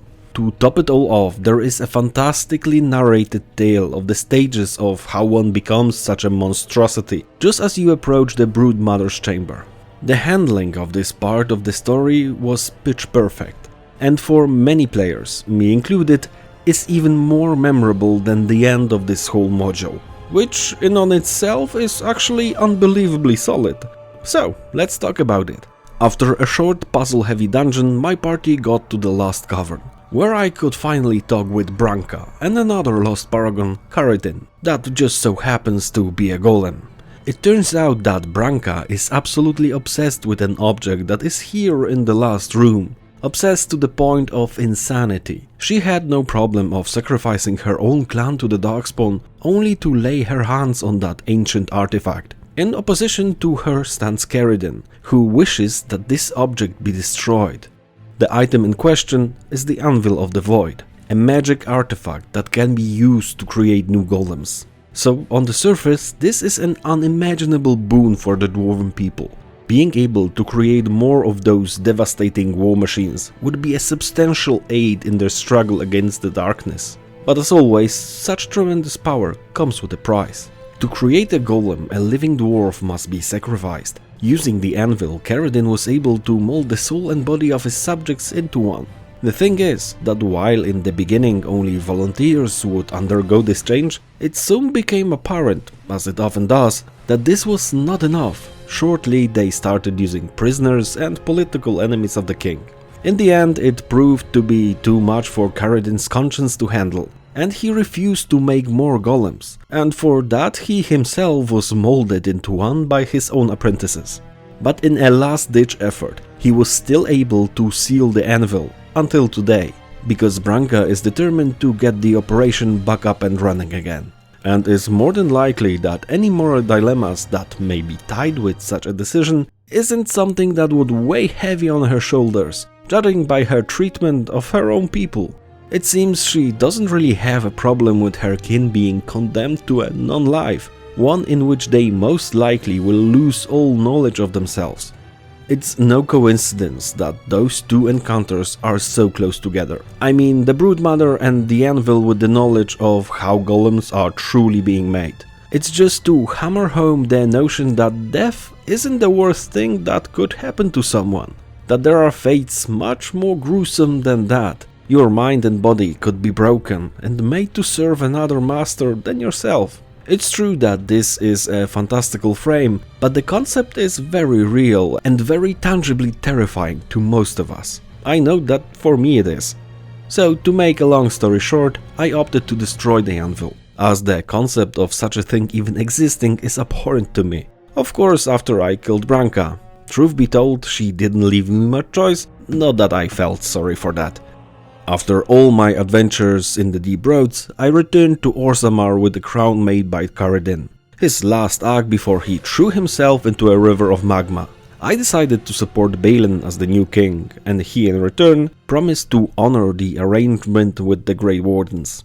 With this module done, there is still one non-DLC adventure before we can sink our teeth into the finale. Let's journey to Redclif and see if Earl Eamon will stand up to Turn Loghain. Eamon is the ruler of Redclif, and so happens to be Alistair's uncle. This part of the journey is somewhat split into two components. The first being the town itself and the castle, the second one Andraste's ashes. But let's discuss it one by one. It seems that at night the nearby village is attacked by undead, pouring out from Redclif Castle.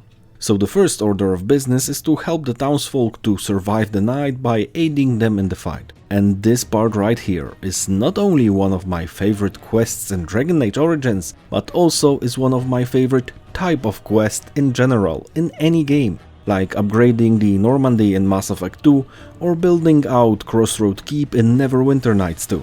Simply put, it's to build up defenses by completing small side tasks that will bolster the overall readiness and make the upcoming fight easier. Things like maybe recruiting some new warriors or utilizing oil barrels to set part of the road aflame, or even perhaps convincing the local smith to improve the weapons and armor of the militia. All that is present. It's always tons of fun to snoop around, to find the obvious things to do as well as the more hidden ones, just to give the defenders an edge. I find it immensely satisfying when I see that my preparations had a real impact on the battle, knowing that if, for example, I wouldn't find the oil barrels, the undead would have a clear, unhindered way to the town's center. Either way, I helped to win the battle any way I could. But to deal completely with the threat, it's necessary to go to the castle, as the wife of Eamon informed us. You see, after the battle she came running to fetch Tegan, the Earl's brother who also fought to defend the town. There is something bad happening in the keep, and I intend to get to the bottom of this. So Tegan went first and my party infiltrated through a secret passage. To make a long story short, it turns out that Eamon was poisoned by a mage, and in order to save his father, Connor, the Earl's son, let himself to be possessed by a desire demon with the hope that she will not let Eamon die, which in a sense she did. The Earl is definitely still alive, but conscious, not so much. It's due to the demon that the hordes of the undead go out and attack the village. It is possible to handle this situation in two different ways. One, go kill the creature, but this most likely will also kill the boy. 2. Perform a magic ritual and enter the Fate to fight the demon on her turf. However, it takes an insane amount of magical power to do so.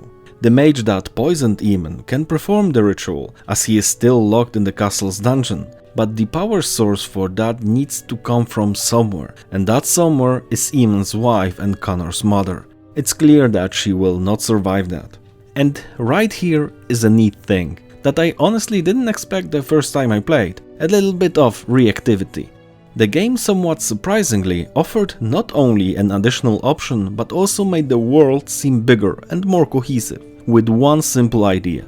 If you have dealt with the Circle of Magi and the mages are still alive, they can provide the necessary men as well as magical power to perform this ritual safely, or at least as safe as possible. This little option suddenly made me realize that these modules that I have been completing up until this point and problems that I have been solving are not isolated islands, but are part of a much larger picture. I know that it sounds somewhat strange, but this quest really made the whole kingdom of Ferelden a much more cohesive place. Not that it wasn't before, but I guess it underscored the sensation for me in a major way. And seeing that the mages are still alive and well, I opted to confront the demon in the Fade and destroyed her, thus freeing Connor. And still, that is not the end of this quest chain. The demon may be gone, but Earl Eamon is still not waking up. His wife believes though that he can be cured by the ashes of Andraste. Andraste is believed to be the Maker's chosen, and her ashes are said to have uncanny healing properties. It seems to be the only way to help the Earl. And to learn more I have to find Genitivi, a brother with the Chantry that lives in Denerim, the nation's capital. When I finally got to Genitivi's home in the city, and by applying a little bit of detective work, I found out that the esteemed scholar is nowhere to be found.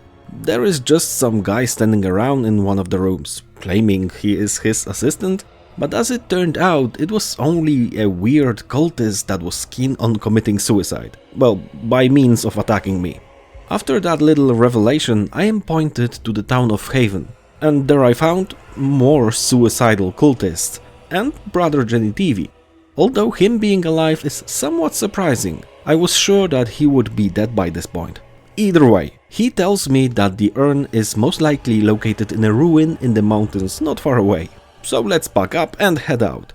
This maze of ruined hallways and caverns is quite big, filled to the bursting with yet more cultists, also of the suicidal kind. The whole time since I met the one in Denerim, I wondered who they were and what their objective was.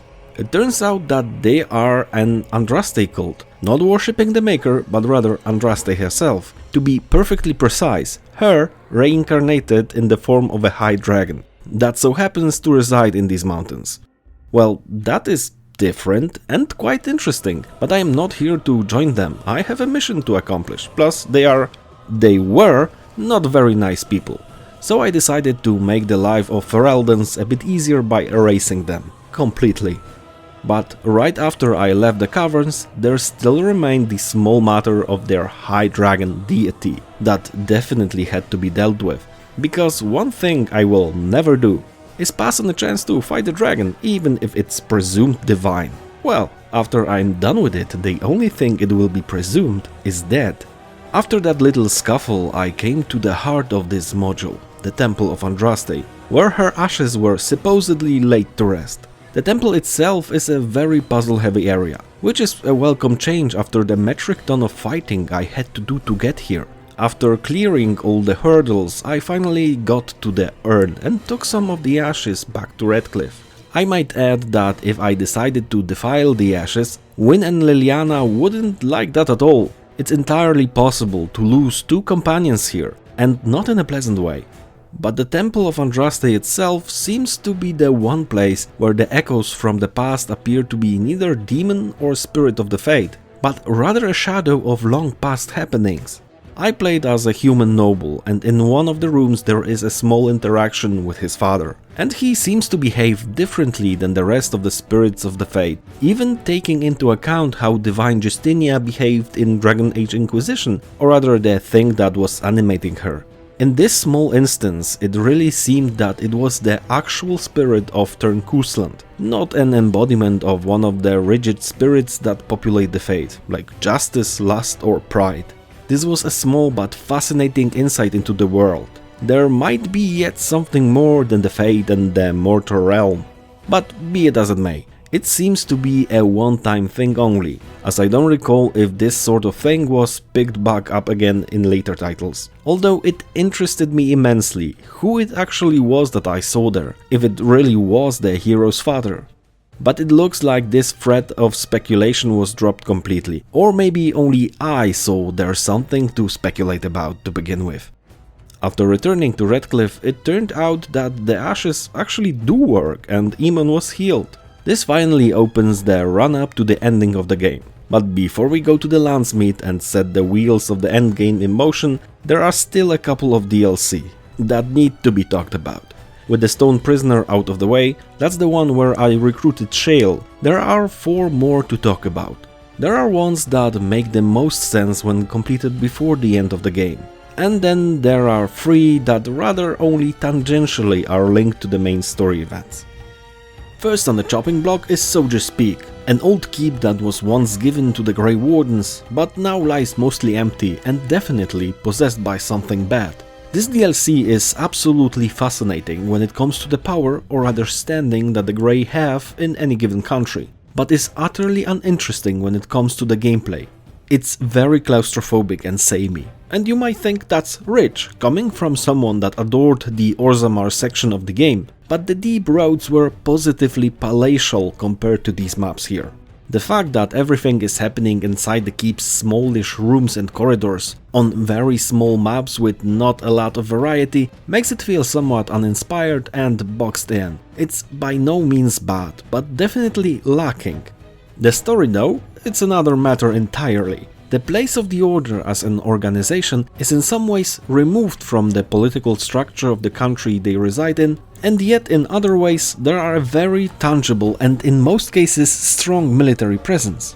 When it comes to this particular chapter of the Grey in Ferelden, after decades of peaceful coexistence, the then Warden commander Sophia Dryden was persuaded to take up arms against a tyrannical king. It resulted in a rather predictable outcome. The Grey lost, but not before using blood magic, summoning demons and ultimately sacrificing their own to stave off the inevitable. Seems that there are no ideals that can't be given up when one is pushed into a corner. What's interesting is that Avernus, the mage responsible for the blood magic rituals, is still very much alive, even if not actually well, inside the keep's tower. Through his research, my Warden can even acquire new abilities. That's neat, but the most important lessons from this DLC is the standing of a supposedly neutral force deep inside the country, and the incompatibility of the Warden's mission with political power and interests. It's just that a fighting force that would be useful against the Blight needs supplies and a place to stay, inadvertently producing a military force that has to be reckoned with, thus increasing the danger of them meddling in the country's politics or the country's ruler viewing them as a threat. And it isn't really so difficult to imagine. Let's say you are a king or queen of a country, and right under your nose operates a big military organization with tangible power and ties to other branches outside your country. An organization that professes neutrality but is squarely outside your preview. It's a recipe for disaster as far as I can see. Rulers don't like it when something in their domain is out of their jurisdiction. Simply put, it seems to be an irresolvable conflict that hinges on people making good decisions, and people are bound to falter at one time or another. But still, in this case, the arrangement worked for many decades, and apart from making the Grey Wardens simply a division of the nation's military, loyal only to any given king or queen, I don't see any other solution that would provide a satisfactory result. Sorry for making a lengthy dissection of the Warden's political plays, but I simply love to take these things apart and couldn't help myself. But there is still one more DLC that is best played before the finale, so let's get to it. Return to Ostagar is something that I wished was in the game right from the get-go. From the very first time I played Origins, I thought to myself, it would be nice if I could go to Ostagar again and see how it looks now after the battle. And lo and behold, after some time I got my wish granted. Of course after the application of a couple dollars. For this little adventure I took Alistair and Wynne with me. They are a must. Those two have the strongest ties to this place. It feels a bit surreal coming here again. It's beginning to snow and it's visibly colder now. The familiar sites where the king's tents were set up is now twisted with the marks of Darkspawn activity. It feels like a place that you once knew by heart, now devastated. A strange kind of nostalgia for the glory days now gone forever. The centerpiece is definitely the desecrated body of the young king put on display for everyone to see. I admit that seeing it for the first time, this scene actually evoked emotions from me for the king. I couldn't stand the sight of his body being in such a miserable state. That actually surprised me, as Kalen wasn't someone who I interacted with that much, due to the lack of time to get to know him better and as a result care for him. But this DLC did it. It actually did make me care for the king, or rather for his ultimate fate. Different than the first time around, this time my Warden got the possibility to avenge Kalen, in a way, by killing the resurrected corpse of the ogre that broke him. After the fight on the ogre's now again dead body, I found Duncan's weapons, which is also a nice touch. A while back I mentioned who I picked for this DLC, and there is a very good reason for it. Those two were here during the Battle of Ostagar, so I figured that they would have the most to say about it. Suffice to say, they didn't disappoint. For me, their dialogues in this place are an example of the best writing in the entire game. The feeling of loss, regret, but also growth is present in these exchanges. Especially Alistair is greatly impacted by the return here. He feels like he has grown older and perhaps even wiser than the last time he was here, which is most certainly true. Visiting old familiar places will do this sometimes to you. They force you to look at your life, see what you achieved or how far you've come or what you have lost. And sometimes these places allow you to reassess your values in life and see what is really meaningful, what matters. It gives a strange perspective on life that can be sometimes life-changing. That is all when it comes to the DLCs that are heavily tied to the game's narrative. Now, let's take a look on those that are on the peripheries of the Dragon Age Origins experience. These three are rather meant to be played after the main storyline is finished, but this is the best place for me to squeeze them in, so let's start with the one that allows me to retain my Warden, Golems of Amgarrak. It's a rather simple affair. The dwarves, after Karadin sealed himself, tried again to recreate his work in Amgarrak. Now that place seems abandoned, but to this day there are legends of what can be found there. Chief among them, the knowledge of creating new golems. So my Warden and his new companions go on an incredibly old-school dungeon crawl to find out what happened to the last expedition that tried to uncover the Taig's secrets. Somewhat unsurprisingly, the people that accompany me are of middling interest really. The important part is that this place is an actual puzzle box, with many crafty traps and roadblocks. Beating this DLC gives immense satisfaction, but the most interesting and arguably important thing comes at the very end. You see, the dwarves working in Amgarrak actually did manage to uncover parts of Karadin's secrets, but the golems they produced were not the familiar iron or stone types. No. This one is entirely made out of flesh, taking the form of the harvester. You see, the main problem with Karadin's work was the use of live dwarves to create the golem. But what if corpses could be used instead? So, that is just what they did. They used diseased, castless dwarves to create the harvester's body, and then a Tevinter mage used blood magic to seal a fate spirit inside it. Immediately after coming alive, the construct, of course, broke free and disappeared. It seems to me that that is the axiom of forbidden research. And then day by day the golem started hunting everyone in the Taig. At the end the dwarves had to seal this place to contain the harvester. But now my Warden is on site and will show everyone how to deal with such an abomination. Let me tell you that fighting this monstrosity is an actual treat. Way more fun and engaging than the archdemon himself. It goes through different stages and surprisingly to me, it poses an unexpected challenge. I really did have to watch myself for my team not to get wiped out. The design of the harvester is also top notch. The mangled piles of flesh are only comparable to the broodmother. Interestingly enough, both of those encounters take place in the Deep Roads. It's so much fun to finally see it after exploring Amgarrak for a lengthy time, and it's fun to finally fight it. And even the devs thought so highly of this creation that its design was reused in Dragon Age 2. But all in all, it seems that sealing the Taig was the best course of action, as some things are best left forgotten. This DLC is extremely fun for its old school design, puzzles and fun boss fight. A short yet memorable diversion. The next DLC is Leliana's Song. It's the first DLC where I didn't play as the hero of Ferelden, but at least I still got to play as someone I knew. But why Leliana? What makes her so special that would warrant giving her her own prequel story? The rest of my companions were equally interesting and important, maybe besides Oghren. And even knowing what happens in Dragon Age 2 and Dragon Age Inquisition, I still question this decision.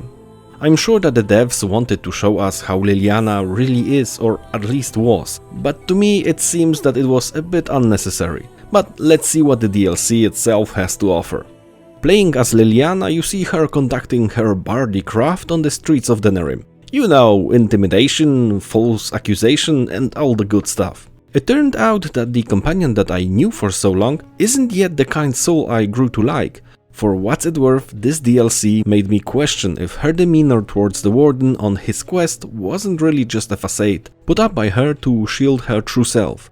Be it as it may, during a break-in into one of the capital's estates, she finds out that her lover and boss Marjolaine is somewhat of a traitor to their home country Orlais. Leliana actually doesn't seem to want her lover to get into trouble over that and tries to discuss this with her, out of genuine concern. It turns out though that Marjolaine is a rather exploitative boss and an unfaithful lover to boot, because as soon as she hears what Leliana has to say, she puts the wheels in motion to have her taken out of the picture.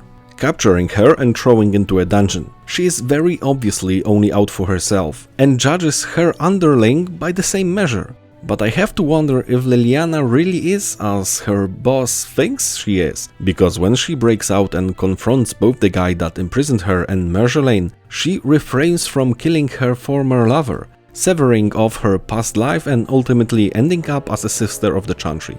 Leliana has proven that she was actually able to let go and move on with her life, something that Marjolaine could not. So the accusations that were thrown in Leliana's face ring hollow to me. They seem without merit, as to me actions speak louder than words. It still may very well turn out that Leliana could slip into her past role rather easily given the right circumstances, but I doubt it, and now there is a deeper meaning behind what she does. In the Chantry she found a new force that drives her, as her old life lays in ruins. I wonder if the time spent as a bard now seems to her like lost time, without any deeper meaning behind it. Who knows? Perhaps. I fully admit that it's fun to peek into the past lives of one of the Warden's companions, but I'm still not really sure that we needed it. She will be an important player in the future, but without this DLC, I wouldn't lose out on much. Although I'm probably disappointed that this adventure didn't utilize my hero that I spent so much time with. I am one of those people that don't really like when my hero is taken away from me and replaced with another character. That's why the next DLC is actually the only one I actively dislike in the entire Dragon Age Origins catalog. The Darkspawn Chronicles, or so it is called. And it would be a fun little what-if diversion, you know, something to play when you are not yet ready to leave Thedas, but are in no way starting a new game. But the thing is, at the time they charged money for it, and as far as I see, there is nothing in this DLC that would warrant that. I don't mean that someone couldn't enjoy this, but for me it was way off the mark. Let me explain. This whole scenario is the replay of the Denerim battle, only from the point of view of the Darkspawn, with the added catch of the hero of Ferelden not being present. Your task is to slaughter the city's defendants, as well as most of the heroes from the base game. There are even small codex entries that provide some information on how my companions fared without my leadership. But there isn't anything substantially new. The maps are of course reused as well as the combatants on both sides, plus they didn't even have to produce a line of voiceover, as Hurlocks and Genlocks are not known for their eloquency. And to top it all off, it has no bearing on the lore as a whole. As I said, it's a what-if scenario that rubbed me the wrong way. It stands out to me as a quick cash grab, as almost all the elements were basically already present at the ready. There was very little effort put into this DLC. If it would be free on release, then fine, another fun diversion in the Dragon Age world. But as a paid edition, it just doesn't cut it. If the game now wouldn't be sold with all the bells and whistles attached, I would strongly try to dissuade anyone from buying it. To me, ultimately it felt like a big waste of time and resources. So these are all the DLCs that I played for this video. And I know that there is still Witch Hunt, but it feels somehow wrong to talk about it now, while talking about the base game of Origins. I think it will make way more sense to talk about it while examining the actual expansion for this game, Awakening. If I find the time to finally get around to it, which I really truly intend to do, but time isn't something that I have in abundance, so I apologize in advance, and hope you will not be too disappointed that it isn't included here. But there is still the endgame to talk about, so allow me to finish this epic journey. After Eamon was healed, he decided to call a Landsmeet where all the lords of the land gathered to agree on the next course of action. I, and most importantly Alistair, have to partake in it. For that my party has to travel to Denerim. But one might ask, why even bother with the Landsmeet when we already have the dwarves, elves and mages on the side of the grey? Well, the bulk of the forces will still be provided by the humans of Ferelden, and who will lead them will be decided by the Landsmeet, so that's the reason for it. Also, Eamon is trying to put Alistair on the throne, but to achieve all that I first need to free Queen Anora and gather some support from the nobles. When it comes to the Queen, she was not only Kaelin's wife, but also is Logain's daughter, and right now under house arrest in the estate of the Earl of Denerim. So breaking her out is what I do. And during this little excursion there are many possibilities to improve my standing with the rest of Ferelden's ruling class.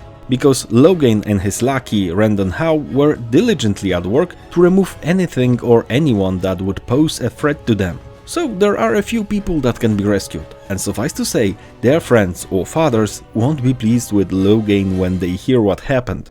This is also the place where the human noble and city elf origins find their most satisfying moments.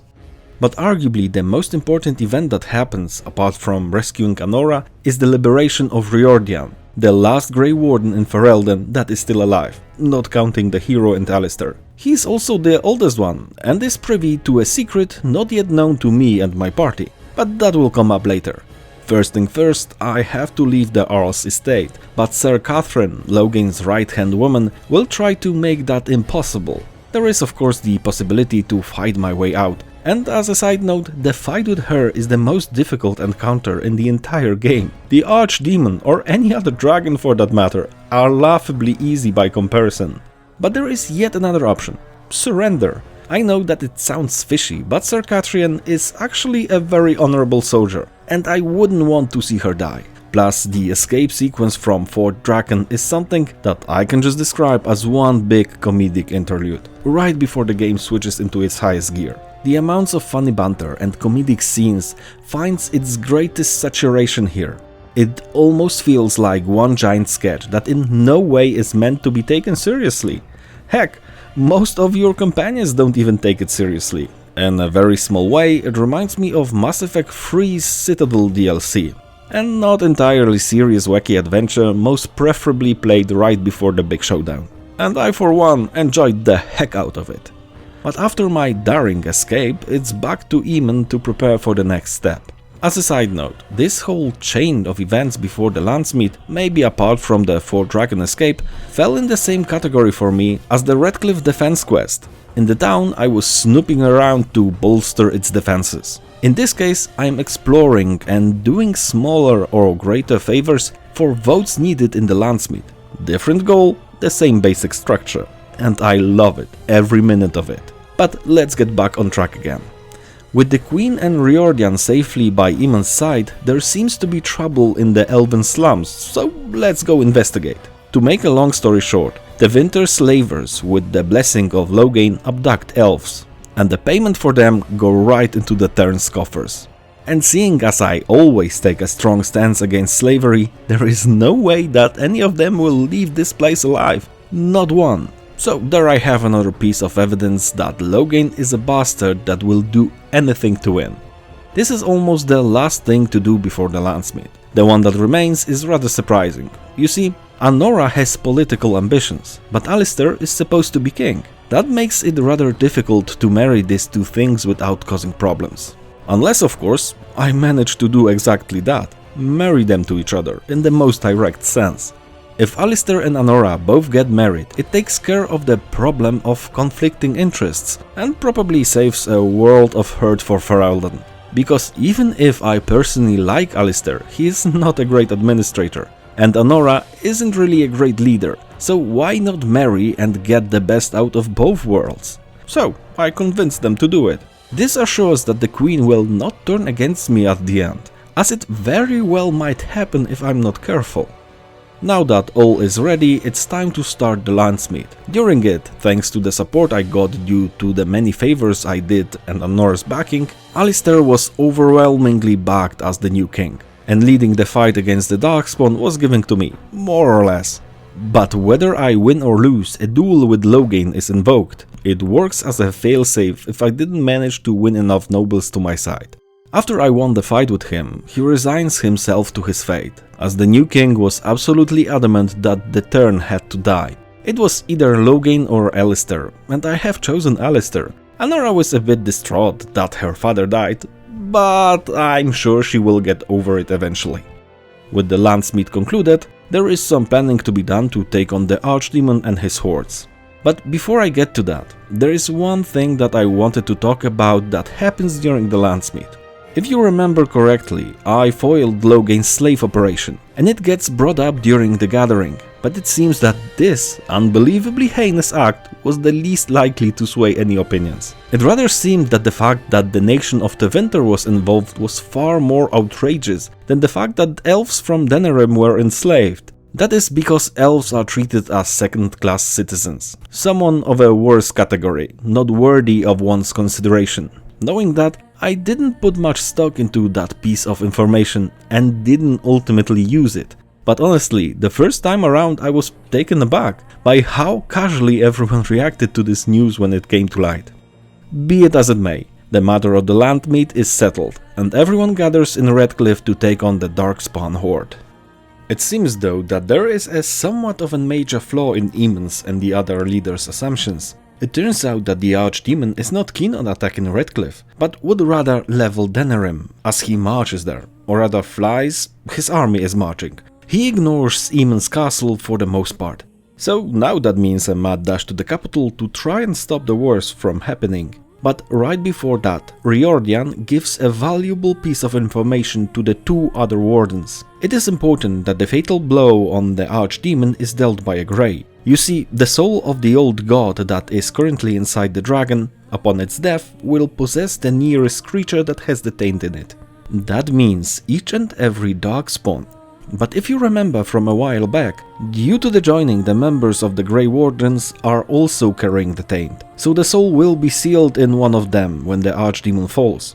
Suffice to say, this isn't something that is survivable, but luckily Riordan offers himself up to do it, so that Alistair and my hero are safe. I will be extremely surprised if he makes it to the fight with the dragon and doesn't cork somewhere sooner. That's the most obvious death flag that I have ever seen. But at this time Morrigan also makes her move, offering my warden to sleep with him to father a child. Conceived on the eve of the Archdemon's presumed demise, it will allow the old god's soul to be transferred to the baby instead, and it apparently won't hurt it. Alistair is also a suitable mate for Morrigan, if you don't want to do it or lack the required parts, so to speak. As I said while on Morrigan's topic, when I first played I rejected this offer, but this time I decided to accept it, mostly because I wanted this specific warden to go on to the Awakening expansion. With these last minute revelations out of the way, the forced march to Denerim starts. The final part of the game is a very long battle, fighting through Denerim's different districts, to finally arrive at the roof of Fort Draken. But before that, Riordan gets killed. Yeah, well, I didn't see that one coming. And now it's up to me and Alistair to finish the deed. To be perfectly honest, the fight with the Archdemon is rather easy, no more difficult than any other high dragon.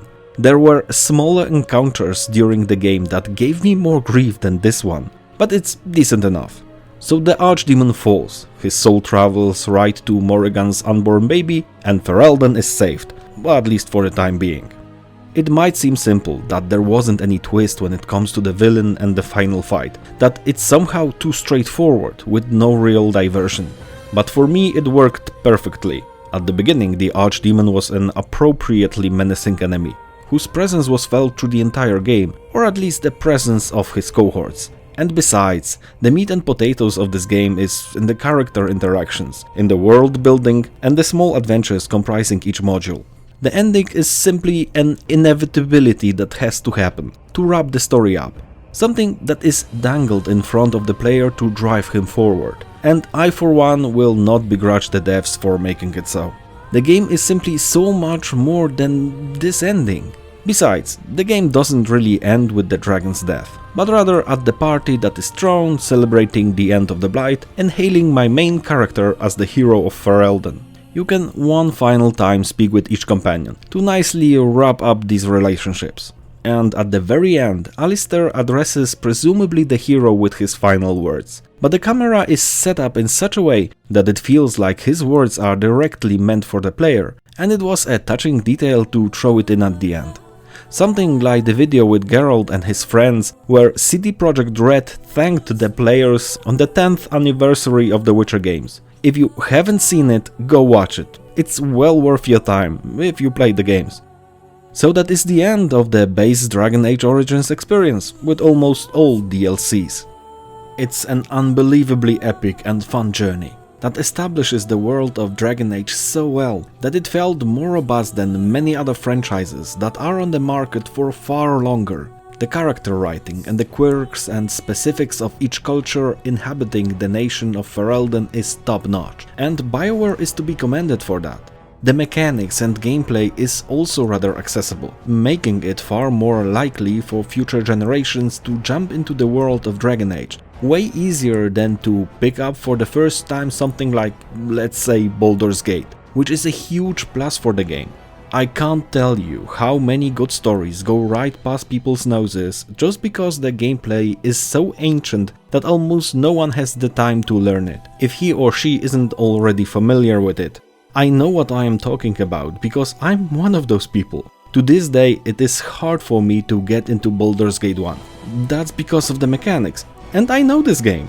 Thank God it's way easier to get into the second game. Sorry about that little diversion. But back to Dragon Age. There were some small gripes from me along the way, but they pale in comparison to the whole adventure. An adventure that has a rather substantial follow-up in the Awakening, that I hope to someday take a closer look at. For now, thanks for holding out for so long and getting to the end of this video. I do hope we will see or rather hear us in the next in-depth look.